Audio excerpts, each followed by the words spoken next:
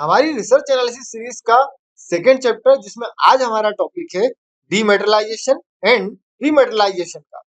सबसे पहले डीमेटलाइजेशन को समझ लेते हैं।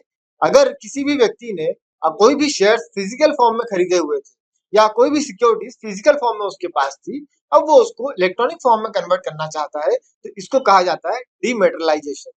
आज के डेट में सारी सिक्योरिटीज इलेक्ट्रॉनिक फॉर्म में ही ट्रेड हो रही है, बट इसके पहले काफी सारी चीजों का अभाव था और उस कारण इंटरनेट और डिजिटलाइजेशन का एक्सप्लोर नहीं था कि वो सभी को इस फैसिलिटी को प्रोवाइड किया जाए कि वो सभी इलेक्ट्रॉनिक फॉर्म में सिक्योरिटीज को बाय और सेल कर पाए। रियल टाइम प्राइस अपडेशन नहीं हो पाते थे, इस कारण से ब्रोकर्स या सब ब्रोकर या सिक्योरिटीज हाउसेस फिजिकल फॉर्म में शेयर्स और सिक्योरिटीज को सेल आउट करते थे और शेयर सर्टिफिकेट के रूप में वो फिजिकल शेयर्स या फिजिकल सिक्योरिटीज जो है वो लोगों को मिलती थी। अब वो फिजिकल सिक्योरिटीज जो है वो ट्रांजेबल नहीं है। आज की डेट में सारी सिक्योरिटीज डिजिटलाइज मोड में ट्रांजेक्ट होती है, इसीलिए उनको जरूरी हो गया है कि उन सिक्योरिटीज को हमें डिजिटलाइज करना पड़े या इलेक्ट्रॉनिक फॉर्म में कन्वर्ट करना पड़े। तो उसके लिए जो प्रोसेस है हमारे पास, उसको कहा जाता है डीमेटेरियलाइजेशन। अब हम रीमेटेरियलाइजेशन को समझ लेते हैं।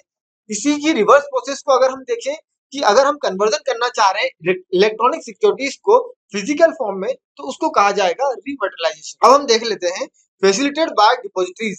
डिपॉजिटरीज से कौन कौन सी डिपॉजिटरीज है इनसे फैसिलिटीज प्रोवाइड होती हैं, जैसे एनएसडीएल होता है और CDSL, national securities depository limited NSDL, और एक सेंट्रलाइज डिपॉजिटरी है जिसको कहा जाता है सीडीएसएल। और इनके बहुत सारे पार्टिसिपेंट्स हैं जो इन फैसिलिटीज को प्रोवाइड करते हैं, जो कि डीमेटेरियलाइजेशन और रीमेटेरियलाइजेशन की फैसिलिटीज को अपने क्लाइंट और कस्टमर्स को प्रोवाइड करते हैं या इन्वेस्टर्स और ट्रेडर्स को प्रोवाइड करते हैं।